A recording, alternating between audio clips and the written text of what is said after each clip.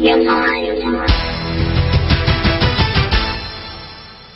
Good evening and welcome to Open Your Mind Radio. You have myself, Alan James. Myself, Stephen George. Good evening. Good evening. It's Sunday, the 30th of July. July, yes. I'll just get me dates right there. Right, we have a packed show tonight and we have loads of guests on. Well, that's the plan of attack anyway, for later on.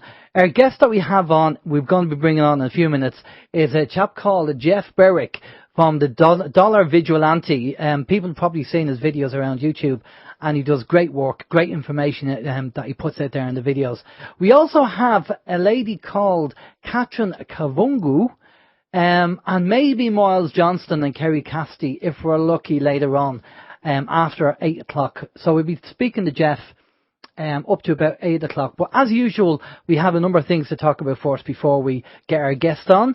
And let's find out what communication channels are. Okay, communication channels. The communication channels are email info@oymireland.com, by phone 046 927 1212, and you can also contact us direct through the OYM chat room. Yes, the phone number again, 046 927 1212. If you want to call in, if you're calling in from outside the Republic of Ireland, it's going to be 00353 469 27 1212. As we have said before, it is an internet-based phone system, so can be flaky at times. So if at first you don't get through, please do try again. We also have the chat rooms on the website. The website is oymradio.com. You will see a link there for the website, and a big hi to everyone already in the chat room. Yeah, sorry, you'll see a link for the chat room, not a link for the website. And also peoplesinternetradio.com. We're streaming there as well and monitoring the chat room there. A big hi to everyone also on People's Internet Radio. We also have on our own website there, we have the link for anti-social media, that is Facebook. We also have the Twitter and the YouTube channel as well. That link is there, and loads of great information on the website. And we also have the link there for the TuneIn or radio application for your smartphone or your iPhone. You can stick it on, listen to us 24 hours a day, 7 days a week. We also have the email info@oymradio.com if you'd like to drop us an email. Doesn't have to be a long one, just even a quick one-line email just to say where you're listening from. Especially if you're new to the show or if you're a long-time listener who's never put pen to paper, so to speak. Drop us a quick one. Just let us know that you're tuned in, and we really appreciate that. Alan. Brilliant stuff. Steve, you're going to kick us off. Yes, I am. We have some news from the healthawareness.com. It says prescription painkiller tramadol claiming more lives than any other drug. Prescription painkiller tramadol taken by thousands of people every day is claiming more lives than any other drug, including heroin and cocaine. That's according to Northern Ireland's top pathologist. The painkiller doesn't cause harm if taken correctly, but the danger arises when users mix it with other drugs or alcohol. It says last year 33 deaths in Northern Ireland were linked to tramadol. Among them were a 16-year-old girl and a pensioner in his 70s. So I don't think that's exclusive to tramadol. I think that's probably the same for a lot of drugs, especially the paracetamol-based ones, because there's warnings all over the place. You cannot buy more than one packet of paracetamol in a shop, in a store, in any one transaction. You'd have to kind of go in maybe 2 or 3 times. Look, if you take any drug, I suppose, in larger doses than what the manufacturer recommends, then, let the buyer beware. You've only got yourself to blame. So, read the packet, read the inserts. Always read the inserts, because there's great information on some of those inserts that you wouldn't normally find out. Like, if you take too much, it can kill you. So just be careful. Side effects as well. Okay, now the Irish Times mentioned during the week that a High Court judge has imposed a community service order for admitted criminal contempt of court on Ben Gilroy, a founder of Direct Democracy Ireland. Well, as you know, Ben Gilroy didn't find direct democracy, and Ben would be the first one to say that. And he got community service. He was up in court twice last week. Fair play to Ben. He put up a good fight.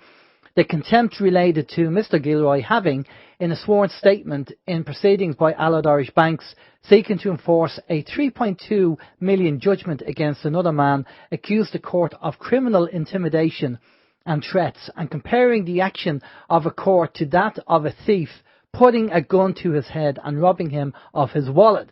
Mr. Gilroy alleged he was threatened by members of a semi-secretive society wearing wigs and black cloaks who believe they are superior to other members of society and who act in a clandestine fashion to hide their criminality. Now also during the week what happened was, and I'm sure you all know, that Joe Ducey is now in Clover Hill prison. And apparently there was, I've been told, allegedly, on Facebook, we were told that Joe's solicitor mucked up. He does something that he should have done, he didn't do, and that's why Joe is now in Clover Hill. So I'm not too sure what the situation is with Joe, whether Ben will get involved and whether they're going to file a habeas corpus to try and get Joe out. I'm not too sure. But good luck to Joe and everybody that's supporting Joe. He's from Integrity Ireland, as you know, and Stephen did his stint in there as well. It's just getting ridiculous now at the moment, I think, with everything that's going on. I mean, look, they've said about Ben Gilroy that he has to do community service. It was mentioned during the week that Ben has been and will continue to do community service. He is serving the community. Yeah. Where other people are failing, he's stepping in, he's stepping up to the mark. So fair play, Ben. Keep up the good work. Keep up the good work there. How's your week, Steve? Yeah, my week's fine. Not too much to report. Feeling very tired during the week. Very tired and lethargic, I have to say. Anyway. That's neither here nor there. Just two things to mention. Anyone who's been a long time listener to the show will know that from time to time, I do my due diligence and, stuff that we would talk about on the show. I would go into work and I would, kind of drop pieces of information or plant seeds, so to speak, and try and educate some of the people that I actually work with. Well, during the week, one of the lads that I work with, I was just kind of in the middle of telling him about, last week's show and just little pieces of information. And he said to me, I must actually listen to that show. It sounds like it's very interesting. I said, it is. Where can I find it? So I gave him the web address and he said that he may tune in. I'm guessing he probably won't, but on the off chance that he does, Dave, nice to have you on board. Hope you do check out the show. You will get a lot of information. It will open your mind, hence the name of the show. So, just get that one out there. And also, just one more thing. The Blue Whale game. Don't know if anyone has heard of the Blue Whale game. I heard of it before, but it's going to come back up on the radar again. It's a game like remember the Ice Bucket Challenge? Yeah. Well, it's kind of a lot similar. Is this the kiddie one, which is dangerous? It is quite dangerous, yeah. It's kind of going around social media. It kind of emanated from Russia. And a lot of people have died playing this game because seemingly what is involved is the fact that you agree to this 50 kind of step challenge or 50 tasks, as they say. And some of the tasks, like obviously you start off with task one. Task one could be something so simple as draw a picture of a whale, a blue whale, and so you do that. And it's all, again, you get to task 50. It's based on trust. So there's someone who will be assigned to you, the curator, as they call them. Or the administrator.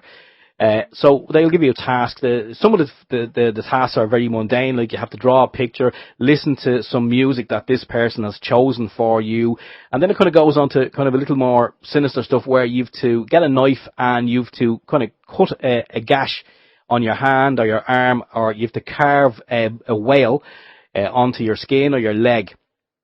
And it kind of goes on from there and on and on and on.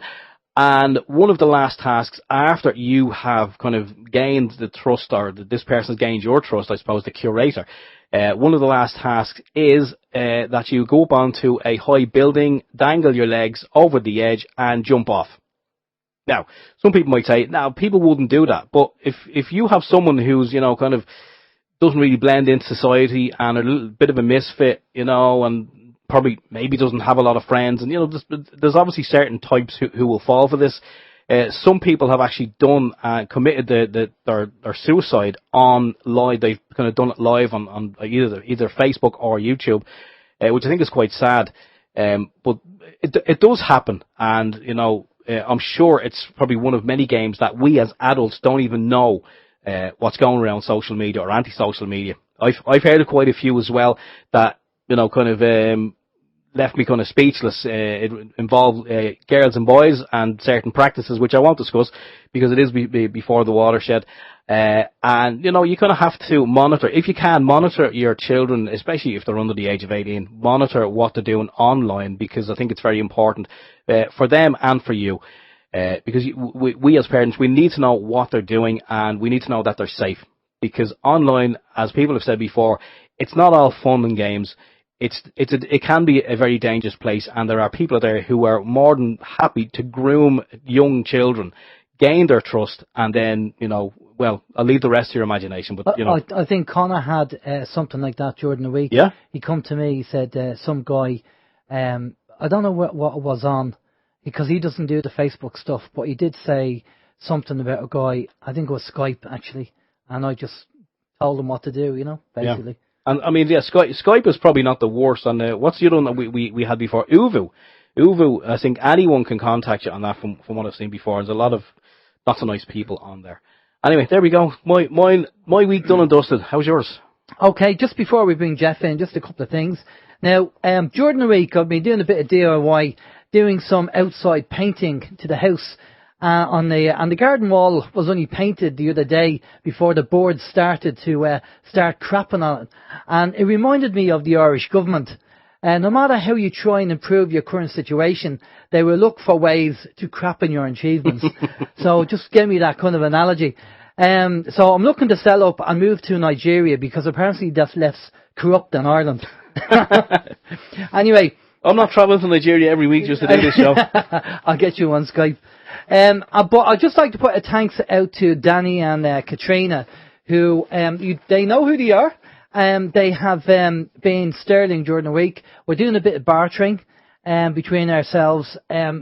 Bartering's always great, guys. If you don't have the money, but you have the energy, the time and the knowledge, it works out well. So we're doing a bit of bartering, but Danny also gifted me something during the week as well, which is a pleasant surprise, and it was a big surprise. So, thanks again, Danny, for, I know he tunes into the show. Thanks for that gift, Danny. That was very, very nice of you to do that. Now, the other thing that's on the list, and I can't believe this. Yeah, I couldn't believe it. I said I have to read this out on the show. Saudi millionaire, I'm not going to even pronounce his name, right? This was in the Independent.co.uk. You won't mention his name, will you? It wouldn't be Eshan Abdulaziz, would it? Fantastic. You've got the job you hired. Thanks very much. Saudi millionaire who said he accidentally tripped and penetrated teenage girl cleared of rape. He said it was impossible he had semen on his hands from having sex with a 24-year-old woman earlier. He's a millionaire property developer who has been cleared of raping a teenager after claiming he accidentally tripped and fell on her. That happens to me all the time. Can you believe this, right? Yes. This guy, 46, was accused of forcing himself on the 18-year-old girl who had slept on the sofa in his Maida Vale flat after a night out drinking. The businessman had already had sex with the teenager's 24-year-old friend, whom he already knew, in the bedroom, and said his penis might have been poking out of his underwear when he fell on the teen. Can you believe such crap? And of course, he's a Saudi millionaire. Of course he's going to get off with stuff like this.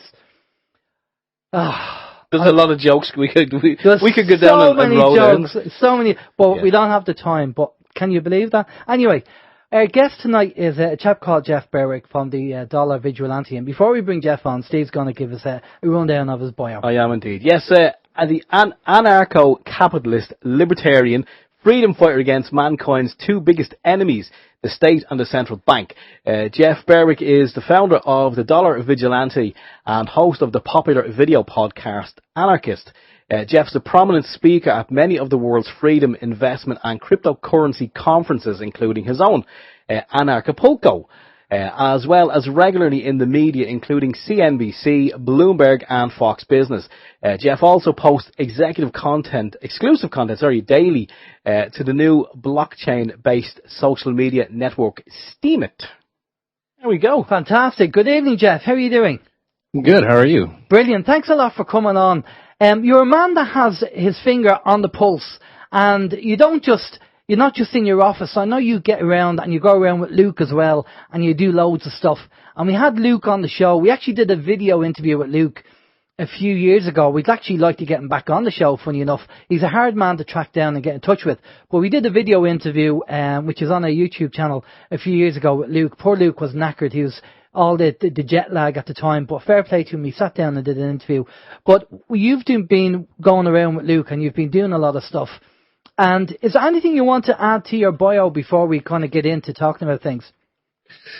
No, I think the bio is pretty good as far as Luke Radowski. I believe he's over We Are Change. I believe he's over in Cyprus at the moment. And I'm actually headed over to Europe next week as well. I'll be in Frankfurt for a bit, and then I'm heading off to the Ukraine. And I might try to hit, I don't know if I can hit them all, but I'm going to try to hit Syria, Iraq, Iran, and Somalia on this trip. So it should be an interesting trip. Fantastic.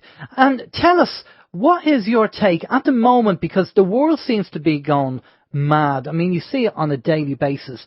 Between the financial system, things are going up and down, and I don't know if you've looked at there's a lot of talk about these energies hitting the planet and things changing and people's masks coming down and just so much going on. So which subject matter do you want to start off with?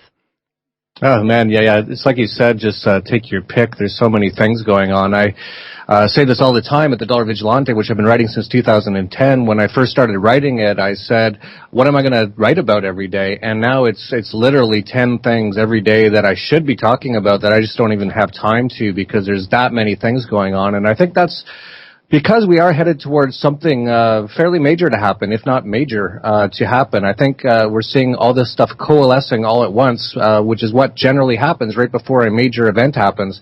But we'll see what happens. It definitely, things are speeding up. There's so many things going on, and you know what you want to talk about. It's really up to you.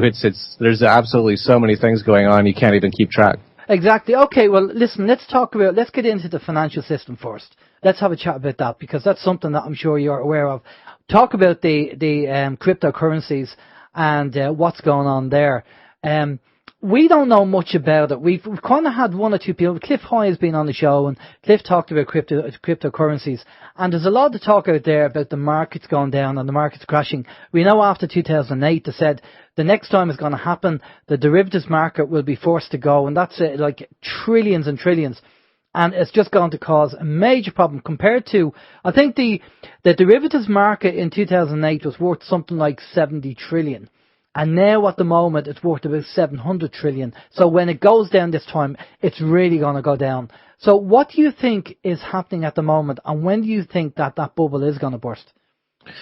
Well, as you said, there's a massive amount of leverage out there. There's things like derivatives, as you pointed out. There's basically the entire financial and economic system now is based on essentially a house of cards. It's so much leverage and so much debt, which is this is not how a normal market would be, but because we have central banks, which every country has now, almost every country, and those are actually a tenet of communism, which can print up as much money as they want. Those actually destroy the economy.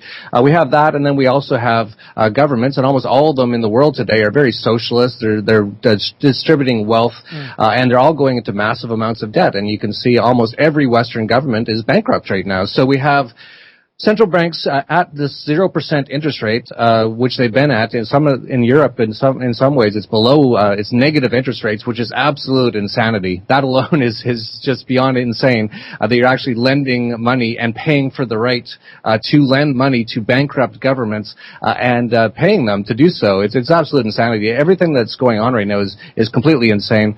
And then you have these governments that are all bankrupt. The U.S. government now is at $20 trillion in debt. You brought up 2008. Which was the last financial crisis, and there will be another one, and it will be soon.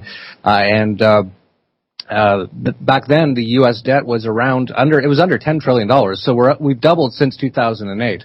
So that alone, that's in less than 10 years, the U.S. government has doubled its debt.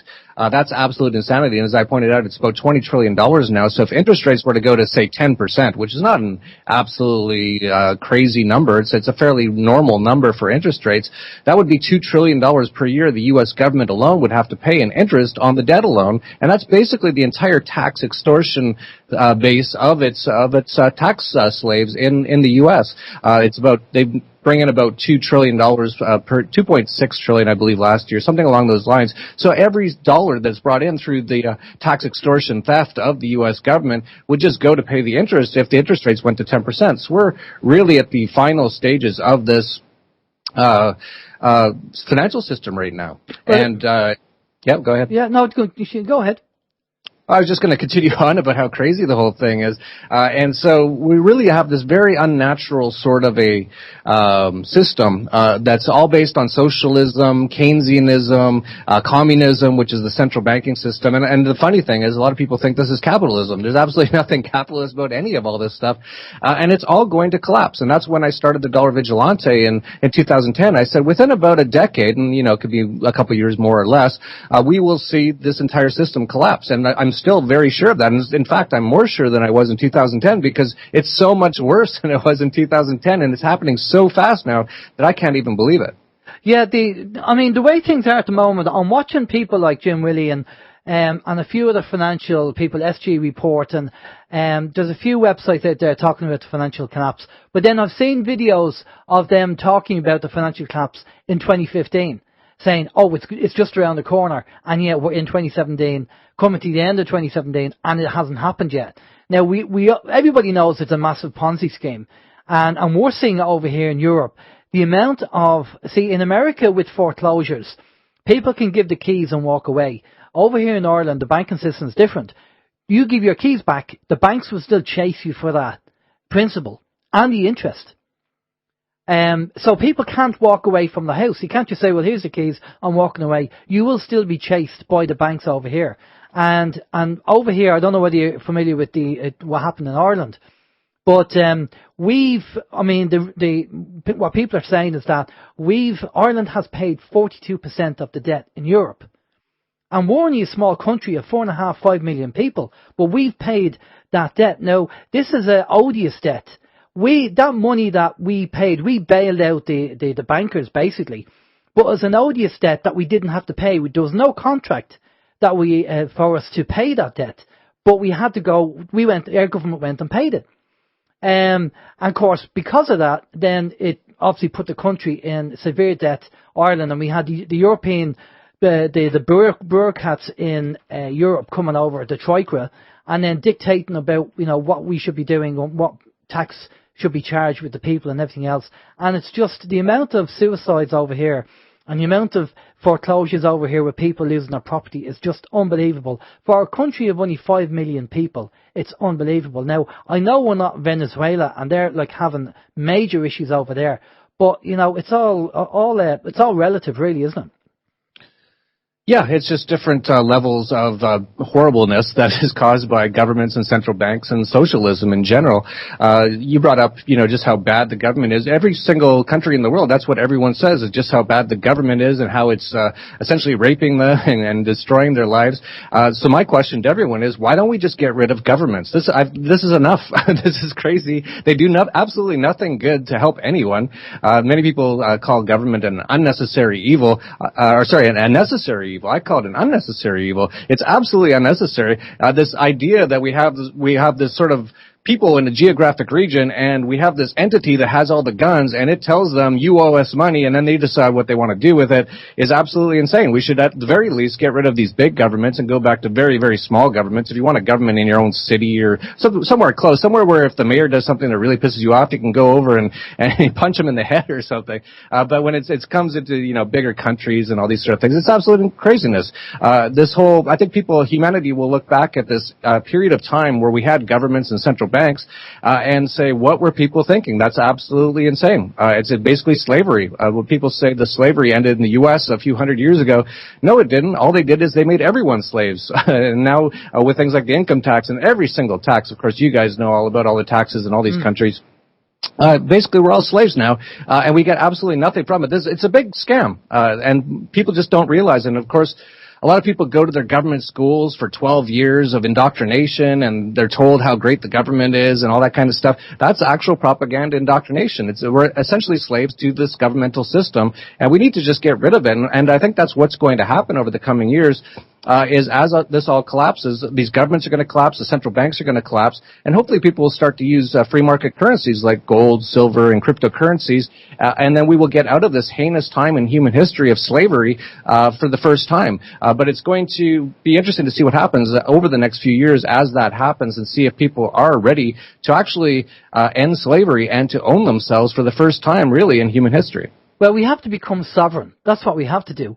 Become sovereign. And one of the things we said in the show before, over here anyway, but probably in other countries as well, it seems to be capitalism for the 99% and socialism for the 1%. Yeah, absolutely. The capitalism is such a misused word nowadays. They say that what they have in the U.S. or even in Ireland, a lot of people say, "Oh, that's capitalist." There's very little capitalism really going around. Capitalism does not have central banks with manipulating money and counterfeiting money, which is all central banks do. So it's absolutely heinous. There's absolutely nothing. If people don't agree with me on getting rid of governments, at least get rid of the central banks. They are an absolute abomination on humanity. There's nothing good about it. It's an actual scam. It's a pyramid scheme scam. People talk about these all the time, but they rarely talk about central banking. That it really enriches. It's not even the 1%. It's literally the 0.00001% at the expense of everyone else. So get rid of those things. Get rid of governments and getting back to the point on capitalism, most people don't know what capitalism. The real capitalism just means private free markets, free market trading, and we really don't have any of that today because the money system is run by central banks, which are a tenet of communism. There's governments everywhere in the world which are absolutely extorting and enslaving people and taking most of their money. So those are basically there's no difference between government and mafia except for size, and so we have this mafias all over the world that are extorting people. The money system is based on a tenet of communism, and then people go, "Oh, look at all the problems capitalism is causing." Well, it's not really even capitalism. That capitalism doesn't have governments, doesn't have taxes, doesn't have central banks, it doesn't have all those sort of things. So if we can just get to free markets, then we would have a much better world. And I think that's part of the reason you brought cryptocurrencies earlier, that they're doing so well. The people are saying, okay, finally we have access to a free market money that the governments can't stop. And that's why, in my opinion, a big reason why the cryptocurrencies have been doing so well so far. And have you got involved in the cryptocurrencies? Oh, yeah, absolutely. I first found out about Bitcoin. Bitcoin started in 2009. And I found out about it in 2011 when it was around $3, and I've been one of its biggest proponents of it since then, and been very involved in the cryptocurrency markets because, as I said, I see it as free market money, and because there's no real way for the government to stop them unless they turn off the internet or turn off the power, which they threaten to do all the time because that's how serious they're taking this risk because as it was actually Nathan Rothschild in the 1800s who said, "I care not which puppet sits on the throne of England. I care who controls the money, and I control the money." And it's the people who control the money who control these governments. That's what people need to realize. People get focused. They put up the two puppets or sometimes it's 3 or 4. It depends what country you're in. They give you a few options in other countries. In the U.S., the people are so stupid, they only give them 2. They're like, okay, you get 2 options. And it's always just, it doesn't matter who you pick. They own both of them. It's always the case. And no matter who gets in, they're just going to continue to enslave you and steal your money and destroy your life. So hopefully people wake up to that at some point and get rid of it. And one of the ways to do it is to just start using free market money because it was Barack Obama, the Nobel Peace Prize winner, he didn't have one day of peace his entire presidency, who said last year, this Bitcoin is like having a Swiss bank account in your pocket, and it makes it real serious issues when it comes to tax enforcement. And it's like, yes, it absolutely does. And that's why everyone should get it on immediately, and we can starve the beasts of these governments, get rid of them, and we'll have peace and prosperity on earth like we've never even known or even could imagine once we get rid of these governments and central banks which cause all these wars, poverty, debt, and destroy, as you pointed out, people committing suicide because they get involved in their rackets, and they get lied to about what's going on. They destroy the economy through the central banks, impoverishing so many people. If we can get rid of all that through cryptocurrencies, we'll have a world that no one could even imagine. But people just need to get educated about it and realize what's going on. And what about the rumour? We're seeing over here now, the rumour of the kill switch, but we're seeing more and more, they're trying to get more and more control over the internet. Even over here now, there was a High Court judge talking about people on social media and actually doing contempt of court through social media. Because we are seeing the totalitarian government coming in here and just, they're an authority unto themselves, that they don't follow the rules, they're not following the law, they're not following the judicial system the way it should be. They're just, doing what they feel they can get away with. And obviously there's a lot of talk about martial law and the things that are going on. Again, I refer back to Venezuela because they're going through an awful lot at the moment. But, again, maybe that's what they're trying to do. And in America, the same thing. Maybe they are trying to antagonize the people to a level that somebody will do something and they'll have to come out and say, right, we have to bring in martial law, we have to bring in curfews. And then that's the 1984 George Orwell coming in there. Yeah, absolutely. The government, especially in the U.S., has really been trying to get the people in the U.S. to start some sort of confrontation over the last few years. That's what a lot of this stuff in Ferguson and Baltimore and all these sort of things have been all about. And George Soros is paying people, shipping in people by busloads to try to start to riots because they want to bring in the martial law even more and have a reason to do it. They'll say, oh, look, all these people are causing problems. It's actually not, but now we have to really bring in the martial law. But the problem in the U.S. has been that people there are so dumbed down and so fat now that they just don't even have the will or desire or energy to even start any kind of riots or things like that. But in general, yeah, the governments like it when there is chaos because then they can say, oh, look, there's chaos, which they always cause. Therefore, you need us to come in and put everyone into cages and all that kind of stuff, which they really like. That's why people go into government. So the only reason to go into government is to control people. There's no other real reason to go into it. And so the people who want to go into government are people who like to control people. They're sort of the sociopaths, the kind of people who think, oh, I need to be in charge of everyone else even without their consent. So I need to tell them what to do, and I'll use guns and violence to do that. So those are the kind of people who go towards government. So the first time that someone says to you, hey, I'm thinking about getting involved in government, I want to be a politician, those are the criminals. They should actually almost be shunned immediately and outed as heinous, horrible people who want to control others. But that's generally what governments do over time, and it just goes on and on. They cause all kinds of booms and busts and crises and riots. These are all caused by the governments and the central banks in order to bring in even more authoritarianism, which is what we see constantly. Yeah, and that's happening. Well, you see it on a daily basis now. I mean, we're seeing it. It's just phenomenal. There is other subjects, and we have questions for you as well, that I want to touch base with you on. One of the videos I seen you talk about, was the Shemitah and the 4 blood moons, and that was last year. And again, there was kind of an anticlimax because September was mentioned. September and October seem to be always mentioned, and they have this eclipse which is going to happen apparently on the 21st of August. Have you come across any information regarding this year or anything happening, or do you think it's probably disinformation again? Yeah, well, I first started following the Shemitah after I read Jonathan Cahn's book, The Harbinger, and I found it incredibly interesting that the last 2 Shemitahs, which were in 2001 and 2008, on the exact end day of the Shemitah was the biggest market crashes in U.S. history to that point in time. So I started to speculate, well, let's see what happens in 2015. That was the last one. And I said there wouldn't be a market crash on the end day of the Shemitah because the end day of the Shemitah that year, I believe, was on a Sunday or a Saturday. So I said, it's definitely can't happen this year, but let's see if something happens interesting. And in fact, it was in August of that year, and a lot of people forget because people have very short attention spans nowadays, but it was actually the biggest market crash globally in world history happened in 2015 in August, just a few weeks before the end of the Shemitah. So in that sense, if there is something to the Shemitah, which who knows if there is or isn't, or if that's what the elites use as a timeline to do things, this is all speculation.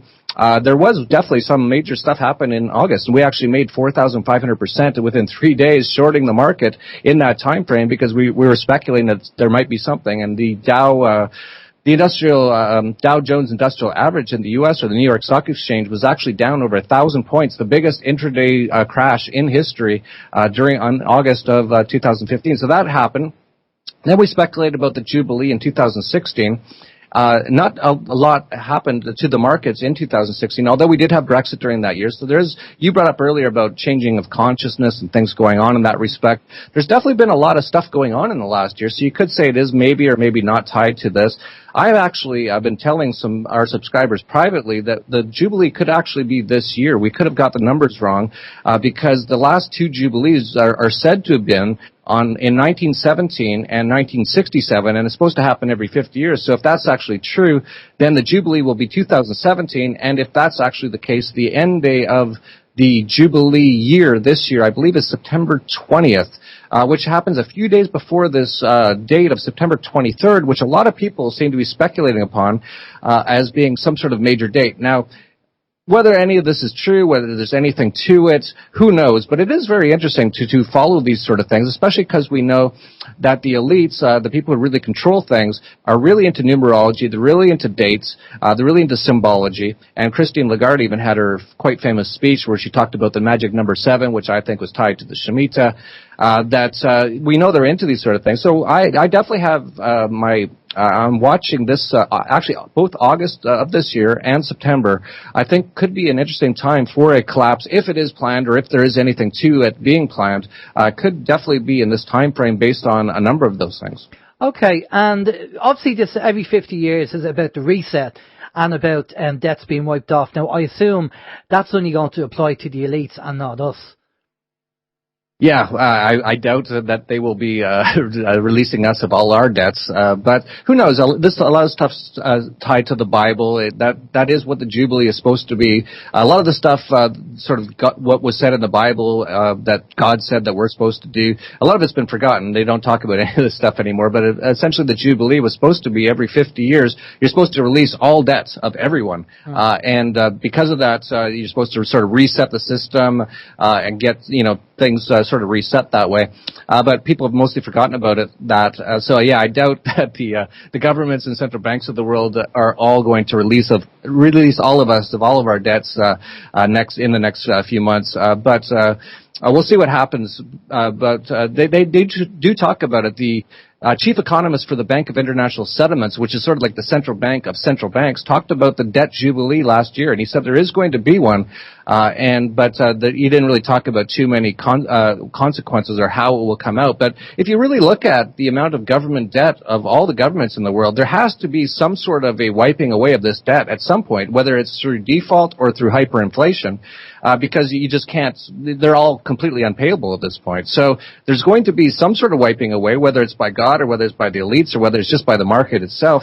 This has to be some sort of a reckoning coming at some point. So it could, who knows, maybe this will be it coming up at the end of if this is the Jubilee year in September of 2017. But we'll see what happens. But there will have to be a wiping away, and that's what I've been talking about the dollar vigilante since 2010. Is the governments are so indebted that they're either going to have to renege on their debt, which would be the U.S. Treasury bonds and the European bonds and all those sort of things, which would cause the biggest crash and depression in human history, bar none. 1929 would look like nothing compared to it. 2008 would be a blip on the radar compared to if the U.S. government were to default and the European government were to default on their debt. So that would be so big, so much bigger than anything we've ever seen in modern history. Or and this is the other option, they just continue to print money, which is what they're doing. The central banks just continue to print money, keep interest rates near 0% or even negative interest rates until the money becomes worthless. So those are the two options, and those are going to be coming up in the next few years, no matter what anyone tries to do to stop it. Well, the next question, before we go over to the questions, is that why do you think all the elites, so we've been hearing anyway, are either buying underground bases, silos, or buying property in the southern hemisphere, either in South America, New Zealand, and stuff like that? Well, I think anyone who sees what's going on would be wise to be preparing for this to come. This is going to happen. As I said, this is not, you can't stop this at this point. So there's going to be a default or a hyperinflation. Either one means massive repercussions for the economy. Everything that we know today will change dramatically. Most people will lose their jobs during this period. Almost all economic activity will stop during this period.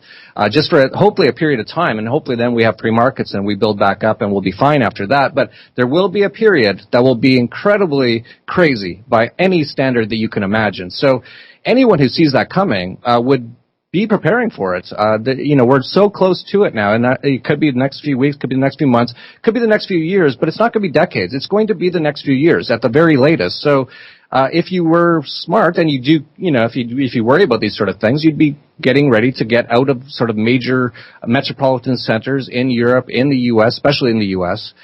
Europe won't be as bad, in my opinion. I think the U.S. is going to be far worse. And getting out of those places. So it makes total sense. I personally left, I used to live in Canada. I've left there. Part of the reason is I just wanted to get away from those places. I know this event is going to be coming in the next few years. And so I've already sort of left. I'm already in Mexico. And a lot of other people have already kind of gotten out of other places. And you're just going to see the economies in places like the U.S. and Europe be so bad in the next couple of years, no matter what.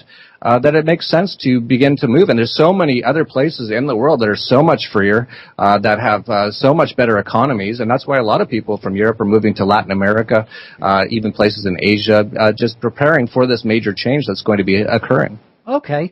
That's very interesting, Steve. Any places in Europe that would be safe, Jeff? Well, it depends what you mean by safe. Of course, if you're like in the mountains in Switzerland, you're probably going to be generally fine. If you're going to be like, any sort of like major metropolitan area, you'll probably be fine. I wouldn't want to maybe be in downtown London. I wouldn't want to be in Paris, especially we've already seen a lot of problems there with all the immigrants they're bringing in on purpose to collapse the system. This is all on purpose, by the globalists. So they're doing this on purpose, but there's be lots of places. I'm actually heading over to Europe soon. I like a place like Estonia. It's beautiful. There's so many places where you're just in the middle of nowhere in Europe. You'll be fine if you live in those places. But if you're in the middle of a metropolitan center when this happens, you could see some interesting times. I do think that, as I said, the U.S. is going to be far, far worse because the American people have been so on purpose dumbed down. They're on so many pharmaceutical drugs. I believe it's 20% of women in the U.S. are on antidepressants, and the antidepressants are like some of the worst drugs that you could ever be on. It basically turns you into a psycho. And so and then there's so many people that are on government assistance in the U.S. now. This is all on purpose. They've been doing this everything's on purpose, but most people just don't see it, and it's all by the globalists, by the people who control the governments and the central banks. You have 50 million people in the U.S. on food stamps right now. So we've seen they have things called EBT cards in the U.S., which are essentially like welfare sort of food stamp cards. And so you can get food with these cards. And they've had a few situations where they've actually shut down without any notice in a few places. And I think that's on purpose, too. I think they're testing to see what's going to happen. There's been riots. We'll definitely see some interesting times. We'll see a lot of riots, a lot of chaos, a lot of people panicking as this happens. But you don't have to be one of those people. If you kind of just own precious metals right now, if you have some savings in gold and silver, if you have some savings in cryptocurrencies. Now, I don't know if the internet will go down during this. If it does, then the cryptocurrencies will be worthless. But that's why you should have, some in gold, some in silver, some in cryptocurrencies. Definitely have some food stored in your house because even during the crisis in 2008, the entire global food transportation system almost came to a halt because it's all based on bank letters of credit. So when a ship's about to leave from China with whatever it has and it's going to the U.S., they get a bank letter of credit so they know when they get to the other side they're going to get paid. A lot of those banks in 2008, people didn't know if they were still liquid or not, or if they're still solvent. So a lot of the ships were just about to stop sailing. A lot of the food transportation network, which is all sort of like real time now, like there's not a lot of storage anywhere, almost all stopped. So we're going to see that happen during the next crisis. So definitely have some food in your house. And as I said, just be prepared. But it's not necessarily anything that I don't think we have to worry to death about or anything like that. I think people will generally find a way, like we always do. But the more prepared that people are, so that's why it's important to get this information out there. The more prepared that people are, the less problems there's going to be because they'll be actually expecting it to happen rather than absolutely shocked when the banks close, the grocery stores close, and the economy basically grinds to a halt for a period of time. If most people are actually ready for that to happen, then we really won't have any massive problems at all. Yeah, I mean, a lot of information on there. Well, in relation to being prepared, we've said this on the show many times before. when you're doing the weekly shop, just get a few extra tins, non-perishables, a couple of tins of whatever the food may be. Just put it by, just in case something happens. If nothing happens, and I know a lot of people kind of come down on us from time to time and they say you're spreading fear porn. It's all fear porn, and we say no, it's not fear porn. It's information. It's just information, to have people prepared just in case something happens. At least then, if something I mean, look, a lot of people who work in buildings, they all know that there's a fire plan, what to do in the event of a fire. Now, that's not saying a fire is going to happen, but at least if a fire does, they are prepared. You know what? You have to be prepared, and we always say that as well. Have some extra food, have some extra provisions, have a plan. If nothing happens, fine. When Christmas comes around, you feast on what you have. You have a fantastic Christmas. But if something does happen, at least you are prepared. The likes of the cryptocurrencies, yes, we spoke about that before, and as we have said, yeah, it's great having the likes of Bitcoin on your phone and on your computer. But if the system does go down, you are kind of screwed. Not everyone does have access to precious metals, especially over here, because the economy is kind of bad over here. And like the average Joe, like Alan and I, and even our extended families, wouldn't really have access to the likes of precious metals. But a lot of us are we're not in the main arteries, we're not in the main cities. We kind of are outside. I mean, well, where we are, we're outside of kind of the main thoroughfare, off the beaten track. So in one way, it's good. We can grow our own, and we've advocated that as well many times on the show. If people can, it doesn't have to be a raised bed out the back garden. It doesn't have to be a field. It can be something so simple as a window box, a couple of window boxes where you can actually just grow stuff.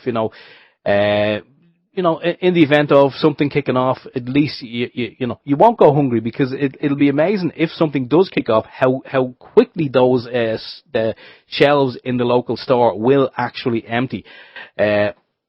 As we said it before, like the American Blackout video that we've seen kind of depicts what life would be like. I don't know if you've seen it, but it was was it Discovery Channel? I think it was Discovery Channel. National Geographic depiction of what would actually happen if the grid went down.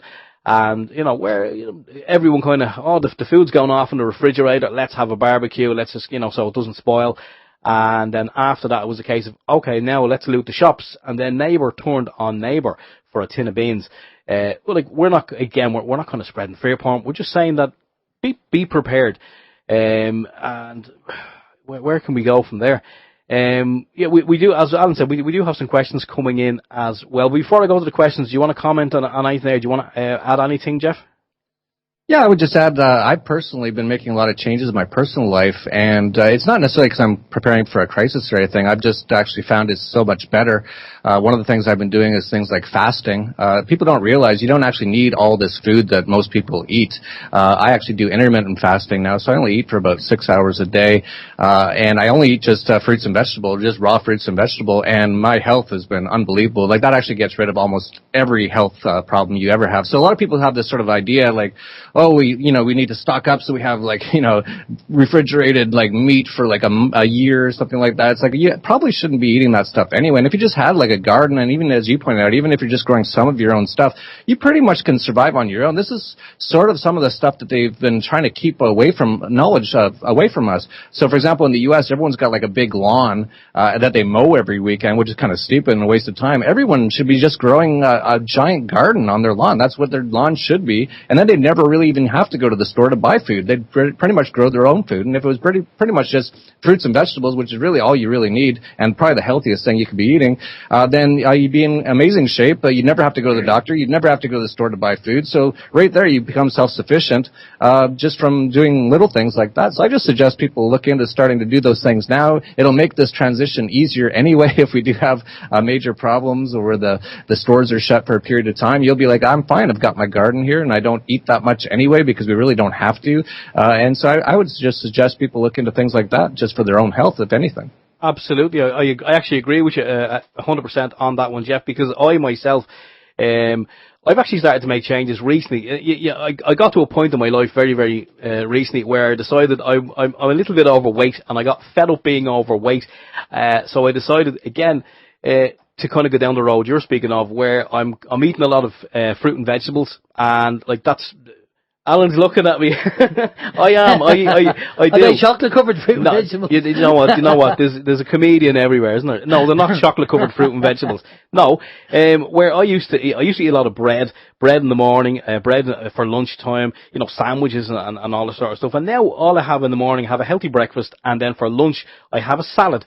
And then I go home and my wife will have a nice healthy dinner made, and I don't eat after the dinner. That's it. I'm done until breakfast the next morning. And I have to say that little change, coupled with a couple of early nights where you just go to bed and have a nice early night.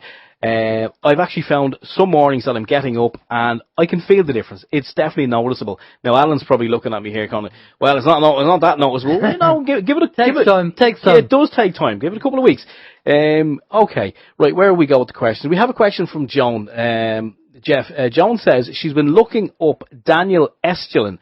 He says that the collapse of the US economy will be no later than the beginning of 2018 and prepare for the possibility of a major war. Does Jeff know him, and what's he think of the information? I know that name, but I don't know that very well. I think, trying to pick the exact date and time is difficult and pretty much impossible. But we do know it's going to happen in the next few years. And it could be as soon as in the next few months. It really could. So definitely plan in that respect, that way. As far as wars, yeah, that's generally what we can see what's going on right now. You can see the U.S. and Europe and the North Atlantic Terrorist Organization, NATO, all just bombing all these places, They're trying to get some sort of major wars going, because that's generally what these governments do when they're nearly bankrupt. They try to get everyone's mind off of it by going and killing other people and getting their own people killed in these giant wars. Like I said, we just got to get rid of government, so we'll be fine. But yeah, we could see that. We're definitely seeing a massive, Trump is just, saber rattling everywhere, which is the exact opposite of what he said before he ran, which is, it's so typical of politicians. There was many libertarian people who were telling me, oh, look, Trump's going to get them out of all these wars and bring all the troops home. And, that's something that libertarians would obviously want. And, no, absolutely not. He's been saber rattling with Russia, China. He's been threatening North Korea. He's been bombing Syria. He's been, threatening Iran. He's now doing sanctions and all that kind of stuff. So that's just generally what governments do. They just cause all kinds of chaos and war and death and poverty, and that's why we really need to get rid of them. But as far as the actual dates when these things will happen, it's pretty much impossible to say. But I would say just start preparing now. This is absolutely going to happen, and we've been, since I've been writing the Dollar Vigilante since 2010, we've been telling people to buy gold, silver, cryptocurrencies, and we've made thousands, actually 100,000% gain on Bitcoin. We've made thousands of percent gains on other things, including gold mining stocks and things like that. So you don't have to think of it as by being prepared now that you're sacrificing anything. If anything, we've been making a lot of money because we know where this is all headed, and we know that those things will be doing well as we get closer and closer to the crisis and as the crisis occurs. And as we pointed out earlier, make the lifestyle changes now and not just because it'll be easier to get through this crisis when it happens, but because you'll actually be in much better health by doing that, as you just pointed out. I personally, that's the main reason I did it, was for my own health. And I used to smoke, I used to drink, I used to eat really bad, and now I've quit all those things. And actually, for people out there who want to quit smoking, there's a great book called The Easy Way to Quit Smoking. I read that book, I never smoked again. Then I heard about the same author, Alan Carr, wrote a book, The Easy Way to Control Alcohol, and I read that, and I never drank again after that. Amazing books. And those have improved my health so much. And then I started doing fasting and getting into basically a raw vegan diet where I basically just eat fruits and vegetables. And I'm just feeling amazing. So none of these things have to be any kind of sacrifice. In fact, I would suggest people do it even if there was no crisis coming, because it's just a much better way to live. Well, whatever you do, Jeff, don't read a book called Easy Way to Control Breathing, because you'll probably never breathe again. Anyway, where were you? Speaking of governments and anarchy, Ian on People's Internet Radio says, hi guys, can you ask Jeff, how does anarchism help the people who are on benefits due to genuine illness such as those caused by vaccine damage? First of all, a lot of these vaccines are by the pharmaceutical industrial complex. So this, again, is the government working with corporations, which is not capitalism. It's capitalism or fascism, which are injecting these people with these vaccines, which are causing horrible, heinous things with so many people. So that's so sad to hear that has affected you, and it's affected many people, including my own mother. She was paralyzed after she took the swine flu vaccine. This, again, we just got to get rid of these governments which are causing all these things in the central banks, and we wouldn't have these giant pharmaceutical companies who would be able to do a lot of these vaccines without it. Now, as far as a person like himself, how would anarchism help him? Well, at first, it obviously wouldn't, because you're obviously getting some sort of a government check right now. What I should tell you, though, is that your government and all these governments are all bankrupt now, so it's only going to be a few years before those checks are going to stop either way. They're either going to stop because the government's completely bankrupt and they're just going to go under, or they're going to hyperinflate the currency so those checks will have no value whatsoever. So we're headed towards that anyway. So you should be preparing for that now and trying to get prepared. I do know that a lot of those vaccine damage can be cured by totally fasting can help. Also, a total fruit diet, just eating fruit, believe it or not. Look up someone named Dr. Morse on YouTube. And as well, there's lots of ways to remove heavy metals, which is actually what has actually caused a lot of this vaccine damage. All this information is hidden. Your doctor will never tell you because your doctor is part of this government pharmaceutical industrial complex. They just want to get people as sick as possible and keep them on these drugs which do nothing but make them worse over time. But you can actually get rid of a lot of heavy metal toxification through actually fairly easy means. I would look up natural ways to do that. So, I don't know if anarchism will necessarily help you in the short term, but I suggest you look into a lot of these options because you're going to stop getting those government benefits one way or another soon anyway. So you should look into a lot of these natural cures, which a lot of them really work for these sort of things like vaccine damage. Exactly. We can safely say over here, Jeff, what has happened is certain governments before they're elected, in their manifestos, they make promises that they're going to extend. We have a thing over here called the children's, children's benefit, whatever it's called. It's the children's benefit anyway. And, children's allowance, that's it, children's allowance. And they said they're going to increase it, and then they offered certain little carrots and incentives whereby, you get money off, you get a free year and a creche and all this sort of stuff. But like every other government, they give it with one hand, take it back in the other. So yeah, there is absolutely no guarantee that any welfare check is going to continue into the future. I think we can all agree on that. I think this could be the final question from Chris. Chris, this was a question he popped in earlier.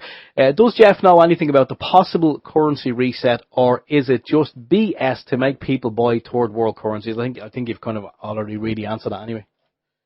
Yeah, we're going to have a crisis one way or another. Now, what he's asking is this on purpose to get everyone into a one world currency, which they're already been talking about actually since 1988. It was on the front cover of the Rothschild-owned Economist magazine. Get ready for a new currency in 2018, world currency, and that's the SDR, the special drawings rights, which is what they're trying to do is bring in a one world currency, which will be heinous and horrible because even right now it's better to have 200 central banks than one central bank, and it's better to have 200 currencies than one currency controlled by those people.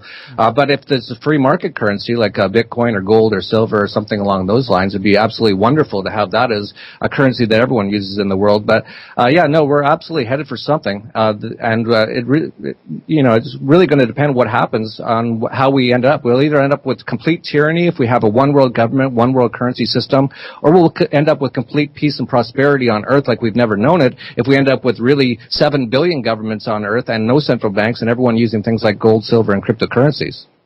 Excellent. Well, Jeff, we've reached that time, and we appreciate your time for coming on the show. I know we have you till about 8 o'clock, so a big thank you for coming on. We'll definitely do a part 2 if you're interested in a few months' time, and we'll do a full show. I know you're very busy your end, but a big thank you for coming on and sharing your knowledge and sharing the information. I'm going to pass you over to Steve, and Steve's going to get all your contact details where people can track you down and find out about yourself. Steve. I love the way you say that. Track you down. Track you down. Like a bounty hunter. We do have your website here, Jeff, dollarvigilante.com. We have popped that up in the chat for all to see. Is there any other links that you want to throw out there before you go? Yeah, I would just say just check out YouTube. Just type in the Dollar Vigilante. We put out a video almost every day. And if you're interested in the cryptocurrencies, we actually have a special free 4-video tutorial or webinar on cryptocurrencies. You can check it out at dollarvigilante.com/bank, as in BANK. And it's free 4-video webinar. And at the end, if you accept our offer, I'll actually send you your first $50 in Bitcoin directly from my own personal wallet. Fantastic. Okay, I'll have some of that. We'll have some of that. That's fantastic. Well, listen, Jeff, again, thank you for coming on. Could you do us a favour as well? Would you mind, if you are in touch with Luke, would you ask him to try and get in touch with us? We'd love to do another catch-up with him as well. That would be much appreciated. Sure, I'll try to do that. Brilliant stuff. Right, can you just stay with us there for a minute? We're just going to go over to a musical break and we'll be back after this. This is Open Your Mind Radio on OYMradio.com and peoplesinternetradio.com. Okay, we're back. A little bit of Simply Red there. Money's too tight to mention. Again, thanks to Jeff Berwick from DollarVigilante.com for the last hour or so. Do check out his website and subscribe, and you might get some bitcoins in your pocket. Fantastic. Now, we have 3 guests. Well, the plan of attack was to have 3 guests on. We have Katherina Kavungu, and good Irish name that. And we have Kerry Cassidy. So, and they're going to be on the Basis project in September, along with ourselves. I believe we're speaking after Kerry actually on the Basis conference. Now, Kerry's going to warm the crowd up for us. She's going to. Oh, they'll be very warm. It's going to be a hard act to follow if Kerry is talking because she has great information. But so what we're going to do is we're going to bring Katherina in now. And we're going to talk to Katherina, and while we're talking to Katherina, Kerry's going to try and go off and get Miles Johnson on, because we don't know where Miles is. He's gone AWOL, as usual, so we'll try and track him down. And if we can get him, we'll bring him on. But good evening, Kerry and Katherina. How are you doing? Hi, I'm good, fine. Great to be in the talk show. Okay, brilliant. And Kerry, you're there? Yes, I am. Great stuff. Hi. How are you? Excellent stuff. Right, okay, we'll go over to you, Katherina, first. And tell us, because we obviously Kerry's been on Open Your Mind Radio, and we've talked to Kerry, and we have a good idea of Kerry's background, although we will talk to her about what she's going to be talking about at the conference. Can you tell us, Katherina, your background, and tell us what you'll be covering at the conference? Yes. So I'm one of the organizers of the conference, together with Miles Johnson and Chris, a friend of mine, and another friend of mine, Ilona. And I tell you a little bit how we came to it. Last year, I'm a regression therapist, so I do current life regression, past life regression, and I work with many people. They have traumatized. And last year, I had a few clients. They had contacts with people not from this earth, so UFO contacts. And sometimes they come to me to get memories, what happened, because usually if people have been abducted, they can't remember. They just have some little pieces of memory. And I wanted to meet someone who's in the field for quite some long time, and Miles came into my mind. I've never been in contact with him. So I emailed him because I thought he's up in Belfast, and so he wrote back, and then it came out he's actually in the UK, in Dubai. And but he invited me over to talk to him. So I flew over with my friend Ilona, which is organizing with me also the conference. And out came an interview, and he came over here with me a few weeks later. It was last year in August, and we did an interview with one of the men who had an UFO contact experience. It's an Irishman near Limerick, and we did a really, really good interview. And then Mike was asking me, "Would you be interested to organize a conference?" And I said, "Okay." So I never organized a conference, but here I was. Here we are right now. I'm a huge fan of Kerry and her YouTube channel. Very, very brave woman in my eyes. And Miles had good contacts to her, and so he suggested a few people he knew they would be good in a conference. And I go in a few moments about different topics we will cover in a conference. And I also have some contacts here, friends of mine. They do very, very interesting work as well. So they're going to be speaker at a conference as well. And so we have some really great people here, and they're going to talk about information and things you will not find in any newspaper. You will not find it in the news, and all things, they are suppressed, and certain people don't want us to know.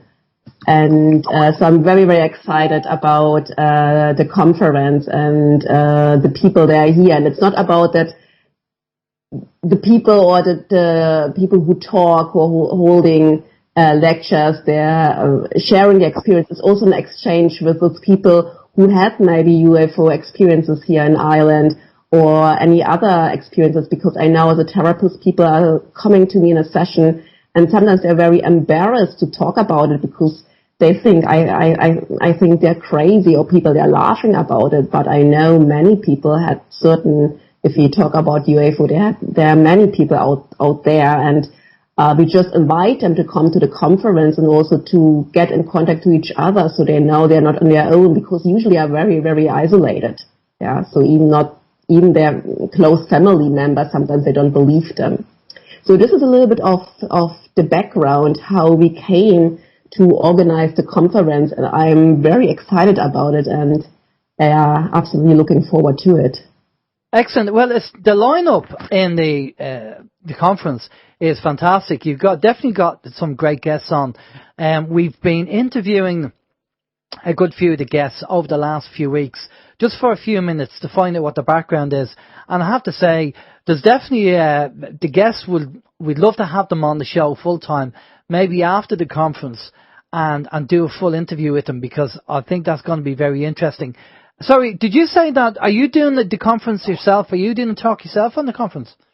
Yes, I'm holding a talk as well. The subject I'm going to talk about is about spirit attachments on human beings.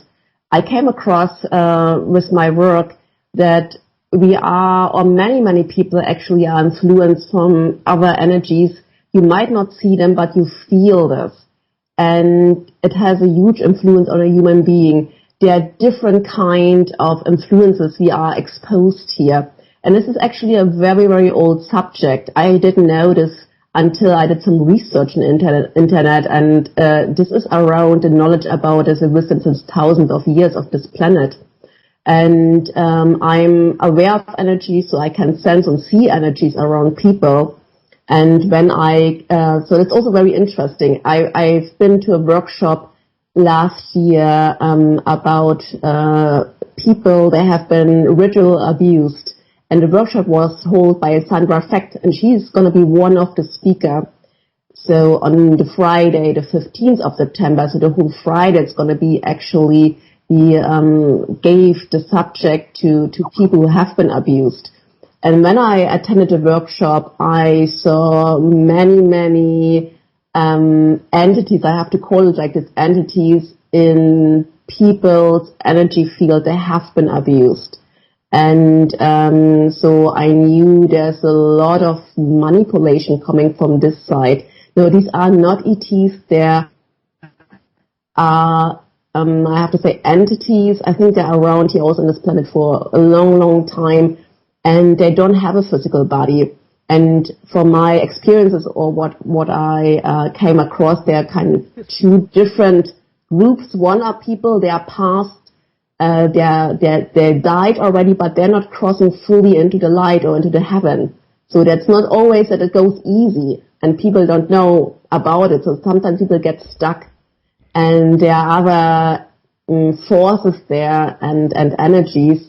They're like a little bit to catch them, and especially if someone died maybe with a lot of anger, or they have rage and they wish someone else not to be happy, and they catch them and then influence them, and then they give them, at the beginning it's very sweet because they give them an idea of having power so they can overcome their pain. And then they're getting stuck there, and if you could see their energy fields, they become really dark, and they can attach to other people's, and then people, if they are older and they attach to a person who's older, then you might feel a change. Yeah, you might feel, oh, my mood is changing. I have different thoughts, and you think, why I'm thinking this is actually not my thoughts. You might feel really, really down. And there is definitely a way to free a person from these energy attachments. It's much more difficult if they come in an earlier age. This can happen, for example, in a young age you had an accident or in a hospital, because in situations like this our energy field, so to speak, or our auric field gets weak, and this is our protection, and these energies, they can influence us. So this is the topic I am going to talk about it. How is it possible?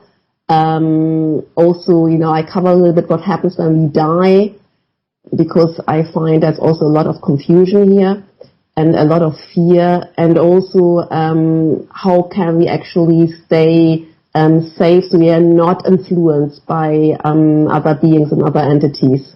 This is the subject I covering on my talk. That sounds very interesting. I'm just going to pop off to Kerry. Kerry, obviously does what Katherina's just been talking about, I'm sure you've come across in your travels. What topics are you going to be covering at the conference in September? Hello, this is Miles. I can't get to the phone right now, or I'm... Oh, that's Miles. He is there. He is there. So you got to keep trying. He was just finishing an interview with I think Peter Paget. He was saying, or something like that. Anyway, yes, I'm very excited about the Irish conference. I love Ireland. I love the Irish people. They're just a blast to be around, really. And what can I say? I'm going to be talking about what I call, the aliens among us, the various connections that humans have to all the beings visiting, and it's really a huge story. And I'm going to talk about artificial intelligence and how that's impacting the whole sort of playing field, and that people are really just beginning to understand what's going on with artificial intelligence. So we are invaded, if you want to call it that, not only by so-called ETs from other planets and other dimensions, to say nothing of the entities that Katherina is saying, but also from AIs.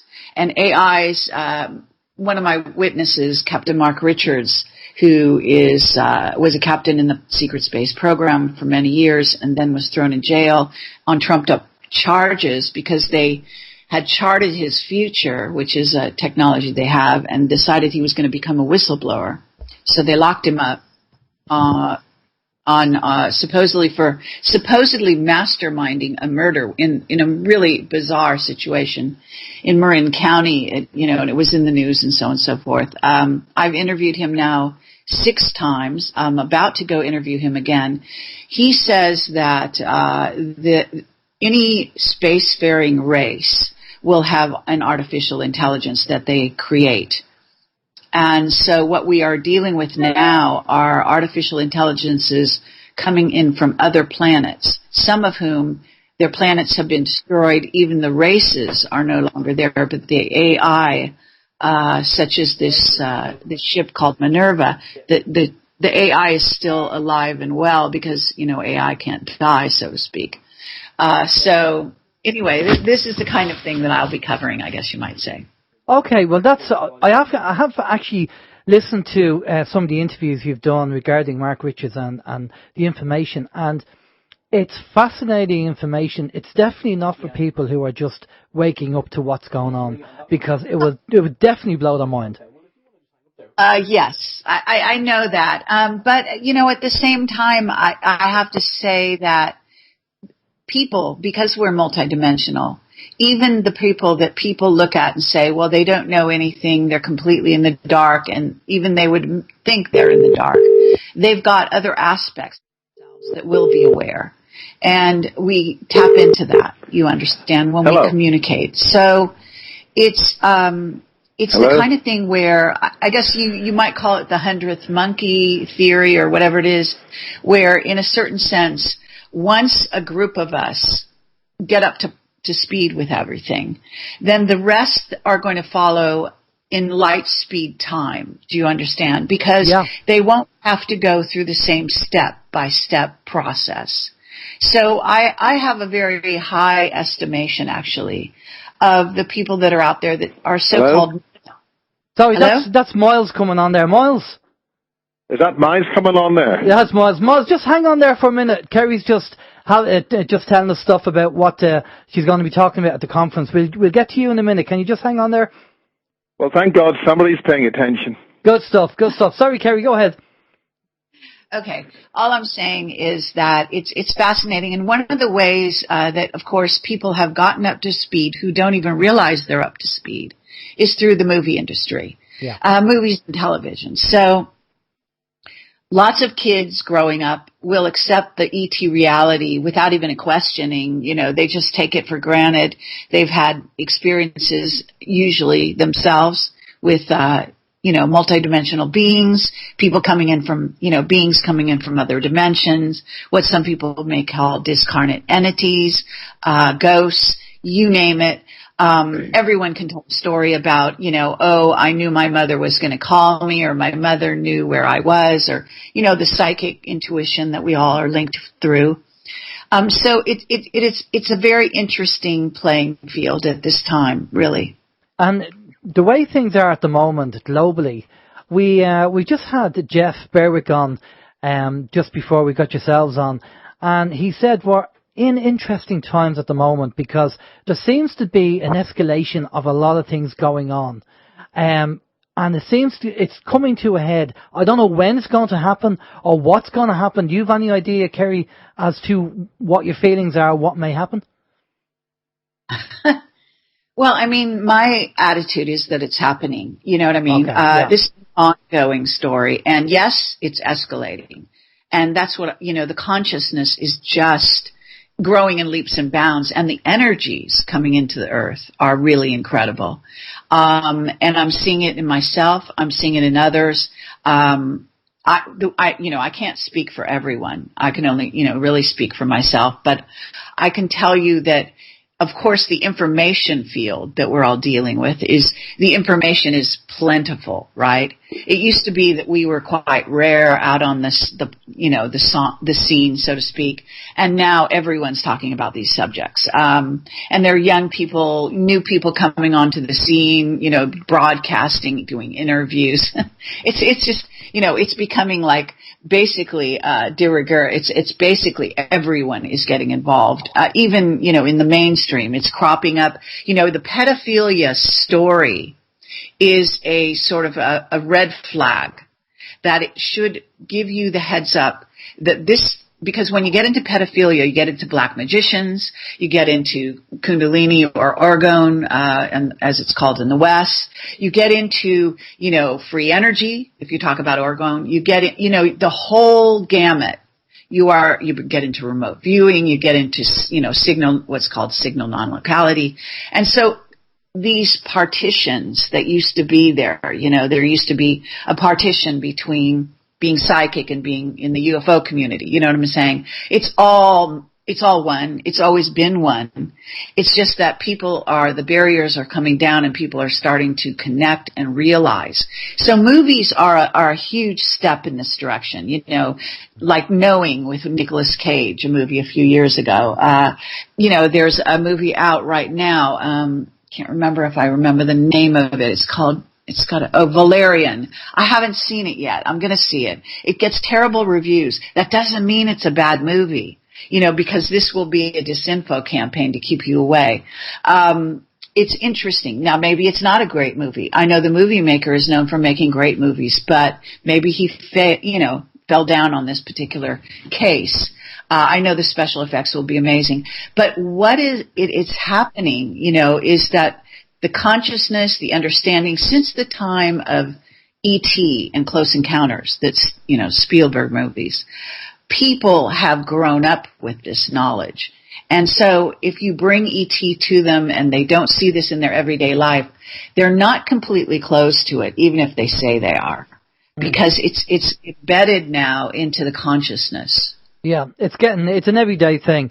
I will say one movie that stood out for me was Jupiter Ascending.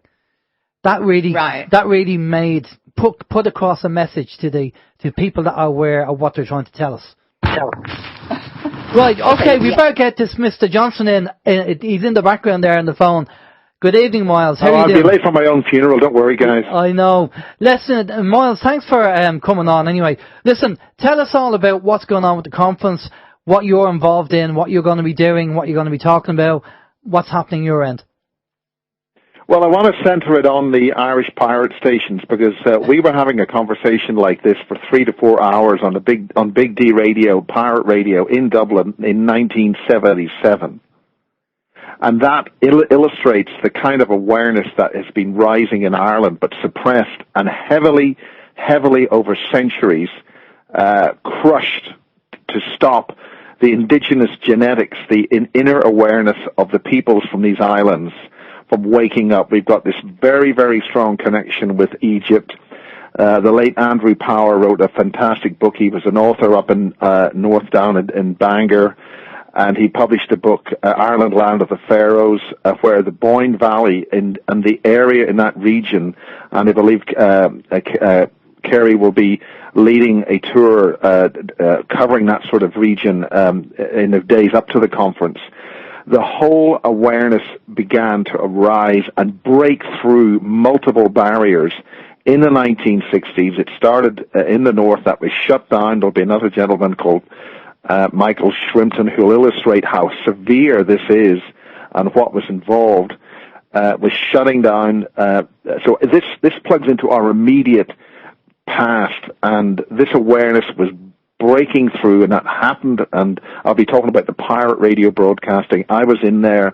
I was actually a radio host. I was a DJ on the FM, and this was an exciting and brilliant time.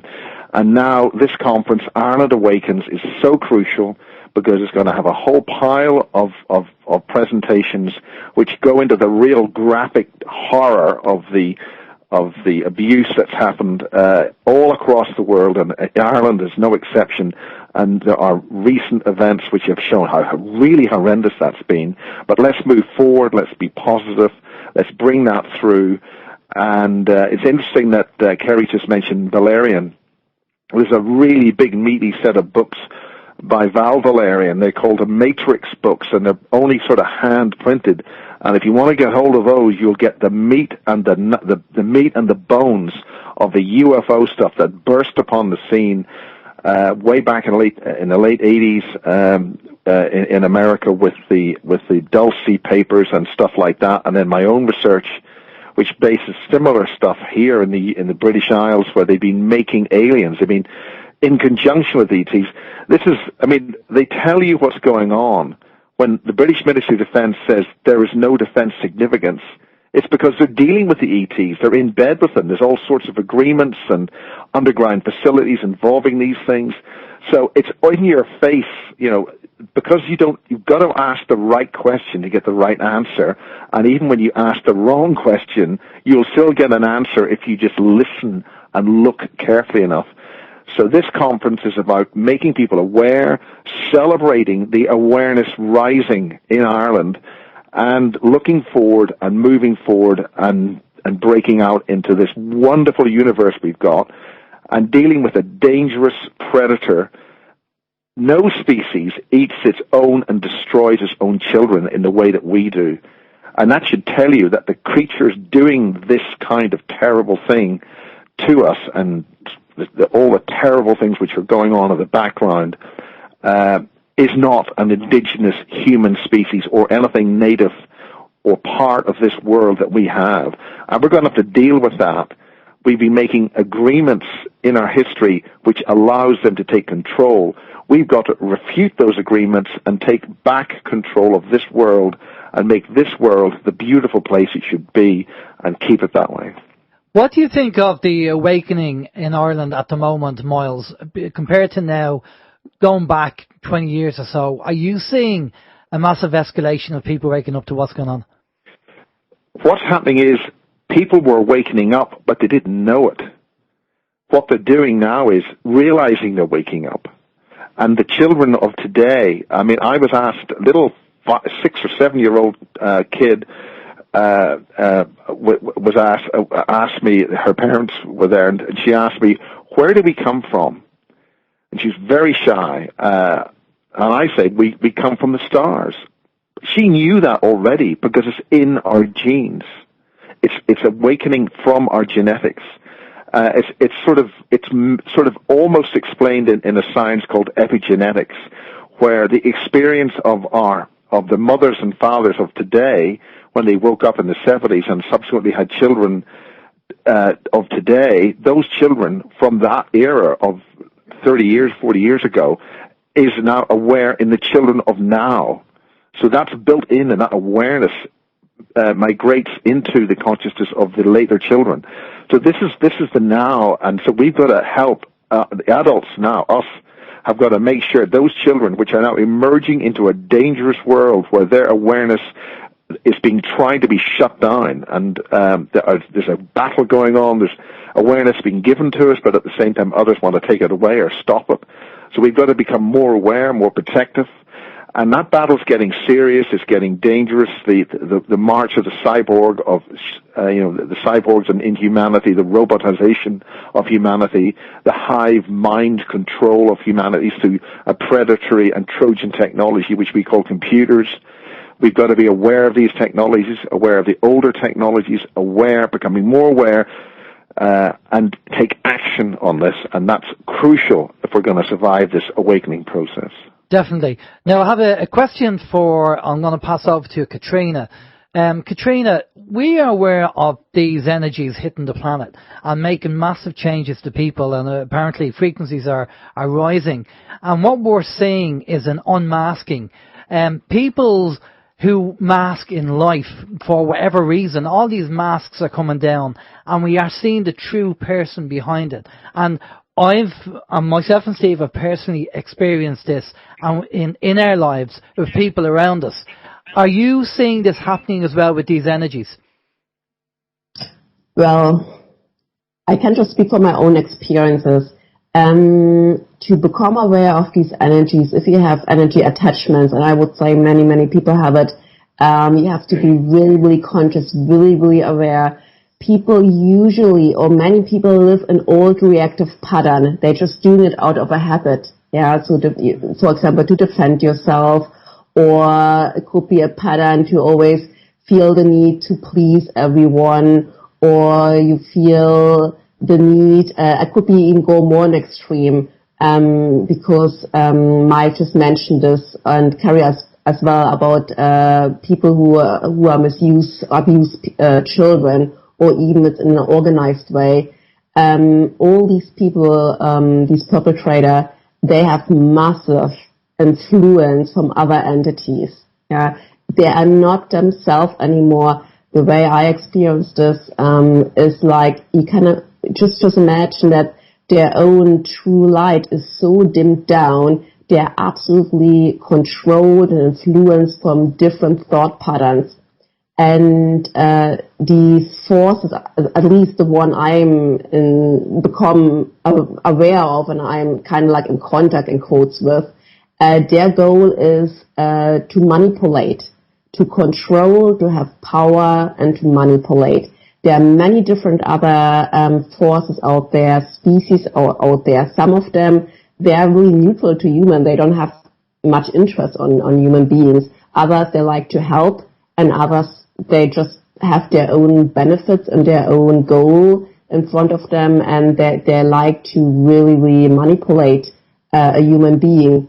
Now, these let's call it this dark energy. I mean, I see them in a way like if they would be a client as well. They are programmed in this way. They cannot think in a different way. And are you still there? I am, yeah. Go ahead. Yeah, I had a noise here. Okay. And if, for example, I take an example, if someone's abusing a child, this person feels it has to do it. It's like it's out of control, and it has to do this energy attachment. Now, I don't say, that's okay. That is not what I mean, or it's not an excuse. But in our society, this fact their like attachments as a massive mind control. It's not recognized yet. And actually, if you would work with a person like this, first of all, a person who's abusive towards other people or children, it always has an own trauma. This person is traumatized himself. So he was a victim always, or she was a victim before he became a perpetrator. And these darker energies, they are highly, highly intelligent, very, very intelligent. And they are organized in hierarchies. So they have they have a group of people there in the field, they're attached to people. There are other people, they're kind of managing these ones, and it goes up and up and up. So it's a very hierarchy way to control it. And the main reason, or what I found out, is that a person is not waking up and stays in a dull and confused way. It's kind of like, because if a person doesn't know who the person really is, who we really are, it's so difficult to really get in contact with your own knowledge, with your own wisdom, and you're very, very easy to manipulate.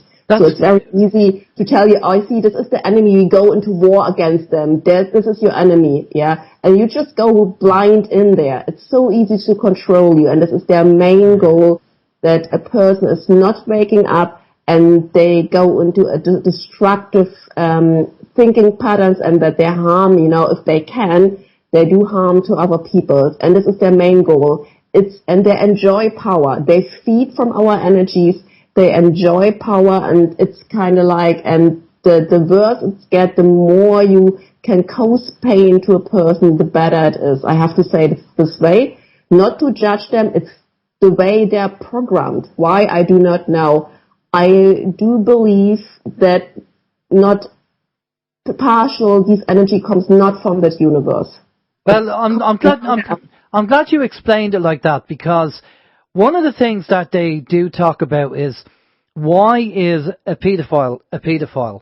And they're trying to put it down to, they're trying to make it a normal thing, saying that it's a mental condition. But the way you said it there kind of makes sense, where they are being controlled and manipulated by a force outside, and causing and getting them to, and they're forced to do it, or they're controlled to do it. Right. First of all, the pedophile is traumatized himself. I did some research. I'm German, and there was the Second World War, and in the time of the Nazi regime, they did a lot of experiments in the concentration camps with humans. Really not nice.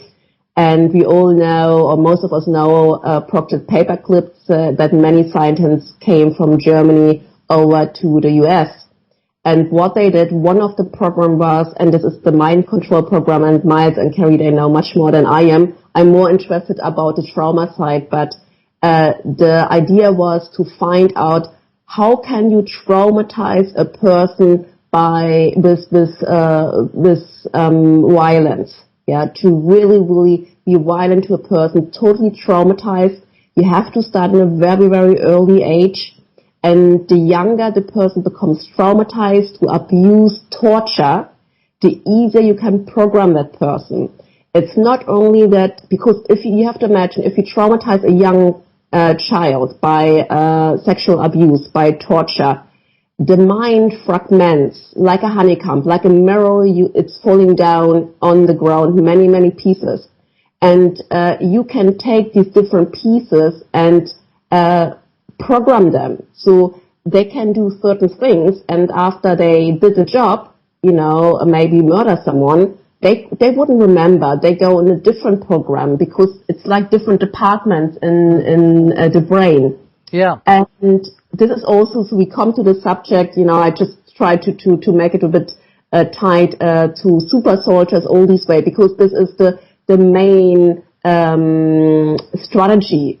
It's like programming with torture, but it's not stopping there. Behind there are always, the person needs to be fragmented to a trauma, and once a person is fragmented, then it's easy to get from darker forces these fragmented parts. because if you see it as an energy, the whole energy field is fragmented. Your whole auric field is weak, and you can be really, really easily taken over. You're in such a mess, you don't know who you really are anymore. Yeah. And but you can get, the good news is you can get out of this. Well, that's cover it on Friday. So we just to finish the sentence. Okay. On Friday we're gonna have people there. They survived ritual abuse. It means like where they have been heavily traumatized by sexual abuse and things you cannot imagine a human being can really do another human being, but they survived it, and they will share their experiences, how they could heal themselves. Okay, well, that's good that there is a solution for that. Just a question over to Kerry. Now, I've just mentioned about the energies and about the masks coming down, and myself and Steve have experienced this firsthand, and I'm seeing it, in a few people around us. Just changing. I'm just, we're like observers. I'm watching this, but Kerry, you're probably familiar with this, and one of the people that, I'm not going to mention any names, but one of the people that we were concerned about, I believe the person's energy levels were quite low, and I have a funny feeling that she has a walk-in, because the energy is just, it wasn't the same person, completely different person, it just wasn't the same person, and I felt that this person had some kind of walk-in. Does that make sense to you? Yes, very much so. This kind of thing will go on. Now, sometimes it's a soul agreement. Sometimes it's very temporary, though. Keep this in mind. So you can have a being that what happens is a person's energy is low. They've had trauma, as Katherina is talking about. This creates what you call an opening, sort of a portal opening, even in a human. And so what happens is the entities can come in. Now, they don't necessarily stay. And so when you call a walk-in, what a walk-in is usually a little bit more of a long-term thing. It's more of a thing where perhaps you'll have one being part of the human up into a certain age. And this usually happens, I think, at the earlier ages. I think walk-ins, I could be going on a limb here because everything's possible in this reality, or multidimensional reality that we live in. But nonetheless, it seems to be that walk-ins come in at a younger age, and then the switch is made, or you can have a shared body. And so you may have some kind of agreement in which they will be flipping back and forth between the entity or the individual who, so to speak, owns the body and the other entity coming in from time to time. And, a medium is actually doing something similar when they're bringing in stuff. They step aside. Now, sometimes the other being is conscious of this process, and other times they are not, or they choose not to be. So, yes, in answer to your question, this is possible. The actual dynamics, the mechanics, so to speak, of it, I think are still being researched, and I'm not sure anyone knows exactly what's going on in any given case.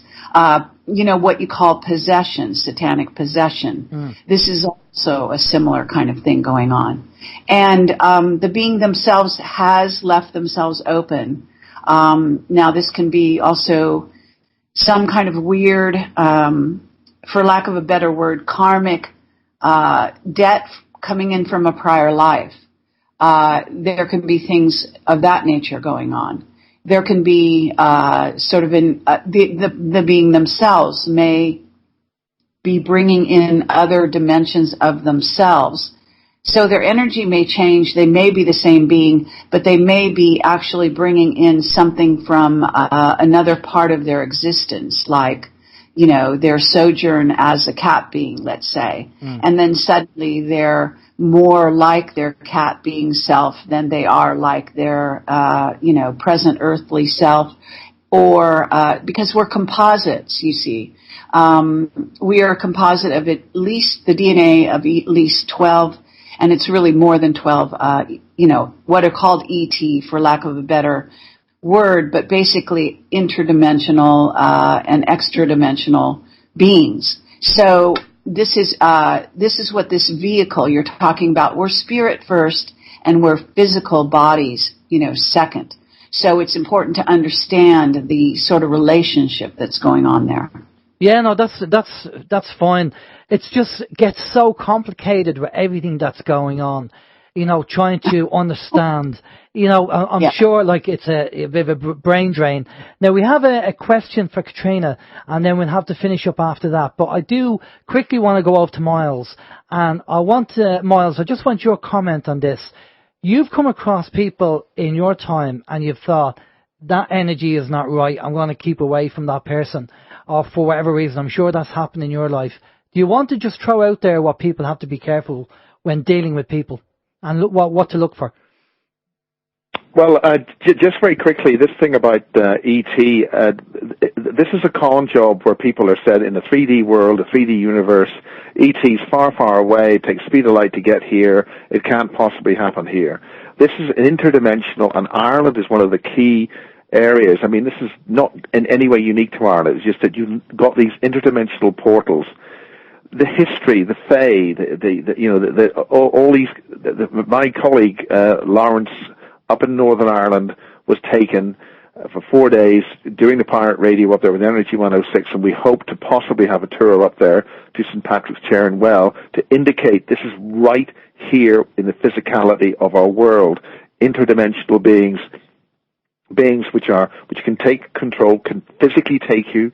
Or, the phrase, you're away with the fairies, where they take your energy, your soul energetics, and when they replace it back, there can be a time period where can be quite a different time. So this is not something intrinsic to something in a spaceship you get away and it happens somewhere else. It's intrinsic with the very culture and nature of humanity going back thousands and thousands of years. Our problem is we've got a predator who's tried to withhold that. Now, in terms of seeing it in a person, one of the keys is the eyes. If you pay attention to the eyes, a colleague of mine just asked about her daughter, asking about her eyes. So if you see something in there, or you see a switch in personality, and you say, that's a bit odd, or there's something draining within you, if you feel somebody's with you and they're terribly drained, or your whole personality collapses and this is like a suffocating parasitic kind of thing, those kind of things are indications that what you're dealing with is not a normal human being. There's something else that's there. And also go very carefully on the tonal changes in the voice. Now, Irish people and a lot of different types of people in the British Isles will have a different phraseology, a different tonal range of how they say something. And, I mean, we use it in Irish all the time as a means of humor. And so we'll say something directly in words and then put a slightly different tone on it. And that's the joke. And a lot of other people don't get it. But that's the whole purpose of how we've had to evolve to use plain language, but use a different tonal range of our language to bypass that other individual who couldn't necessarily understand it. And once again, it's used a lot in jokes and Irish-isms. And there are other people who make the Irish look stupid because I look at them, they're stupid. That's because the Irish are deliberately doing that so that they deliberately, successfully allowed that other person to misunderstand what the situation is. But we have circumvented their inability to see through that by passing on a different code in the way we speak. Cockney is another way of doing it. It was, in fact, invented to stop the Irish knowing what the heck the English were doing, so they invented all this sort of different language. But that is a way of understanding that when something... Another key way is somebody loses their sense of humor. A sense of humor works because you're able to say things using language which have a series of contradictions in the meaning, and we call it a joke, and it makes us laugh. But you'll find that if somebody's lost their sense of humor, it's an indication that something else is taking control, and it doesn't understand. It can't handle it. You can actually bamboozle them. And that's another indication that something odd has happened to that individual. And I have to say that when somebody's been abducted by aliens, or there's any indication of that, you really quite literally don't know where they've been. And you've got to take them very carefully, treat them with a lot of respect and care, but be very careful what you're actually dealing with. Okay, no, that's great, Miles. Thanks for that. Right, we have a quick question for Katherina, because we're running out of time. We've only about 5 minutes left. So if you can quick fire that over to Katherina, and then we'll I will wrap indeed. things up there. It's from Chris. Chris, he just wants to say, please say hello to, I think it's Ilona. She is Katherina's friend and doing fantastic work. She also makes a great peach snap. So that's from Chris. And Chris's question for Katherina is, what is it like to train under Dolores Cannon? And Okay. if that can be very quick, because we're running out of time. Okay, I met Dolores in 2011. Great person, absolutely, it was incredible. This person talked about ETs like she was sitting in front of people, I don't know, 80 people in the room, and just talking about ETs and all her experiences, like if she would give you a recipe for a cake, because she really looked like a grandmother, very nice one, but the stuff she gave us, the information was just mind-blowing. Beautiful experience, lovely, great way to work with. I have my practice here in Dublin, and I have on a regular basis people coming to get a treatment in the way of Dolores Cannon was teaching it. So yeah, really absolutely a lovely experience. And I've been with her also, and Miss Maria Wheatley, she will be at the conference as well. She's an absolutely expert on sacred sites in the UK and Ireland. And at the time, I've been on a tour with Dolores Cannon in Stonehenge, and we still could go in there very early in the morning, and were only just 10 people, and Dolores told about her experiences, and Maria Wheatley also gave her information to us. It was just really lovely and nice. Brilliant. Well, that's fantastic. I mean, I've seen some videos of Dolores Cannon, and you know, we're going to be getting a lot of the speakers on the Basis Conference on OYM, and we'll do a full show, because there's so much great information that's come about. But for now, Katherina, Kerry and Miles, thanks a lot for coming on the show. We got you all in the end, which is fantastic. So we just need you to, we're going to pass you off to Steve. If you can quick fire over your website links and where people can find you, and then we can wrap things up. That'd be great. Steve. Okay. Yeah, great information. Short and sweet, I know. We do have Katherina's website here. It's hypnosisdublin.com. Kerry's is projectcamelotportal.com, and Miles is thebasisproject.org. But one, obviously, we'll go to you one at a time. Katherina, we'll go to you first if you want to maybe throw any of the links that you have there, or just some closing words. No, this is great. The website is absolutely correct. hypnosisdublin.com. You get all my contact information over my website. Just 2 words. Kerry and Maria, they're gonna do a tour before the conference. Kerry just might say a few words about it. And myself and Sandra Fecht, she talks on Friday. We're gonna do a workshop about overcoming trauma and abuse on Monday, the 18th of September, the day after the conference. Thank you so much. Great stuff, and all the information can be found on the website. Kerry. Can I just say, we won't have time to go into the description, but we will mention it at the end of the show. We have it here, because we are running out of time there. So Kerry, if you can throw over any links that you have there. All right. Thank you. Yes, obviously projectcamelotportal.com. And then also please do subscribe to my Twitter, which is Project Camelot. And also, if you could also subscribe to my Facebook page, which is my personal one, Kerry Lynn Cassidy.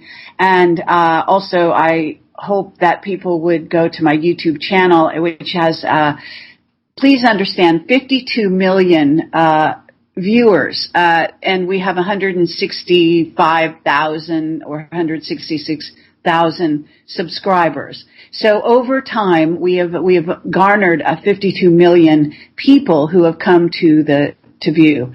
That means unique visitors. So that's how, it's important to understand, and it's a good, chunk of people, but, this is over a long period of time. Oh, that's brilliant. Miles, very quickly, anything to add? Well, basically, I'm transcoding a lot of my stuff. I've been on YouTube since it was a tiny little thing, and my old site's megawatts 1066 because it's after my pirate station. But I'm trying to migrate it over to the Basis project with everything in high resolution, recoding everything to much higher codec. But it takes time, and we just keep on going. It's a megawatts 1066 if you want to see the really old original Basis stuff, which is way back there with 300 lines. So we'll get going, we get it all working together, and you guys are doing a great job, and thank you very much. Thanks, guys. Okay, we're going to just go to a musical break. Just stay with us there for a minute. We'll be back after this. This is Open Your Mind Radio on OYMradio.com and peoplesinternetradio.com. Okay, we're back. That was supposed to be Queen and David Bowie Under Pressure. I believe it was some class of a mix. Played out especially for Chris. Big David Bowie fan, thank you. It's for a that, funky version of Under Pressure. And that's exactly what it was, Under Pressure, because we've 5 minutes left. And we want to get the Basis information put out there. And obviously the walk, which we'll do now. Sorry, that's yours. Okay, that's mine. This is mine, the unscripted script. Okay, next week now, Steve's not going to be with us next week. He's having fun. He's away in the sun having fun. Sorry, excuse me. I'll be in Cork having pork. I'm a vegetarian. I couldn't think of anything wrong with Cork. No, I'll be. I just saying to Alan, I'm going to be in Cork next weekend, so I won't be here. I would rather be here than be in Cork. So I'm going to a barbecue. Barbecue, fun for a vegetarian. Yeah, exactly. Yeah, okay. So it'll be myself and myself and I, and we will have a chap called David Duboyne on. I think that's his name, and we'll be talking about global warming and climate change and what is going on a global climate level. So that's going to be quite interesting. He has a lot to say and a lot to talk about. So we'll get David on next week. Now the walk or the tour that Kerry and Maria are going to be doing, Maria Wheatley, is the Ancient Site Tour 2 days before the Basis Conference on the 13th of the 4th and 14th of September. And if you want to find out about that or book tickets, pop over to projectcamelot.com/events, and it's on there. And Steve's going to tell us about the conference. Yes, I am. The Ireland Awakens Conference, as we heard there by Miles, in conjunction with Miles Johnson and the Basis Project, it's going to be at the Talbot Hotel in Stillorgan on the weekend of Friday, Saturday, Sunday, the 15th, 16th and 17th of September.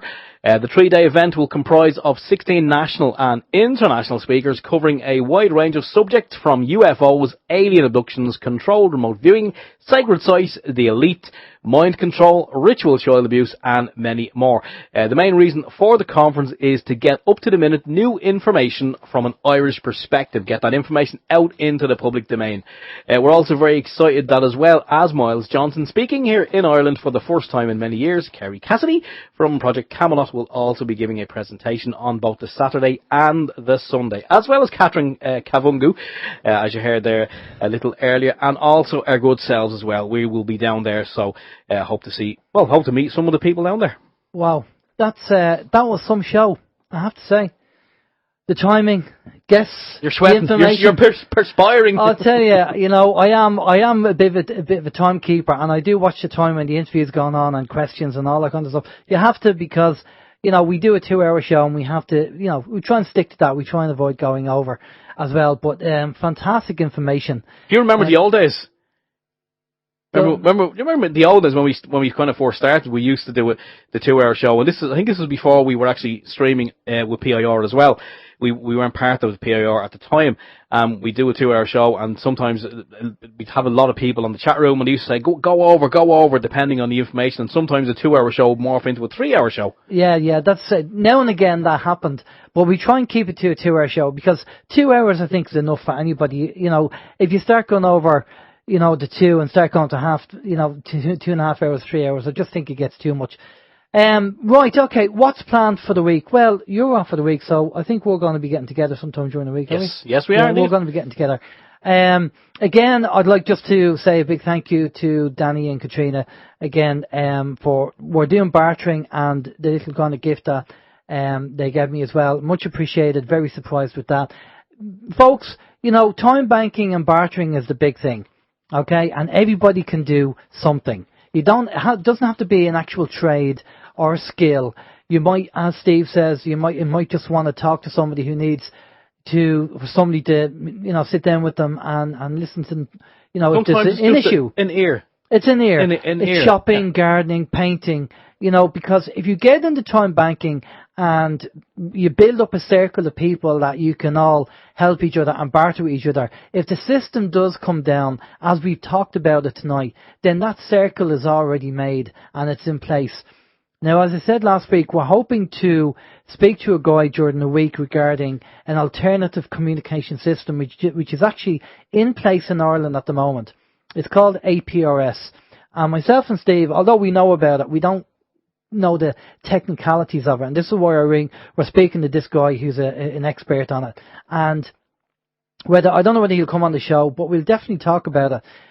I've been asked to do another couple of videos regarding tutorials regarding the spooky. I have to do the Genius video tutorial as well. I'll try and get that done and get it up on the YouTube website so you can see the Genius software and Spooky 2, just different variations, and a couple of other tutorials I'll be doing as well. So busy, loads of things to do. But folks, as usual, I appreciate your links and the information that you send in to us and the suggestions for guests. They all get into a potential list, so we will get through them as best we can. So again, a big thank you for tuning in and for being there and for your support. It's all much appreciated. Have a great week. Hope the weather's good. Take care. This is Alan James saying take it easy. We'll see you next week. Bye-bye. Okay, from myself, Stephen George, it has been a very packed show. A lot of great information, a lot of great speakers as well. So yeah, look, we'll be here next week. Well, I'll be here in spirit anyway. So there we go. Yeah, we're gonna say sayonara now for the moment. Vin is up next on People's Internet Radio, so stay tuned for Vin after the break. So yeah, look, thanks to everyone in both of the chat rooms for your company this evening. I couldn't imagine being in better company. So there we go. Okay, until next week, take care. Have a fantastic week. From myself, Stephen George. Bye-bye.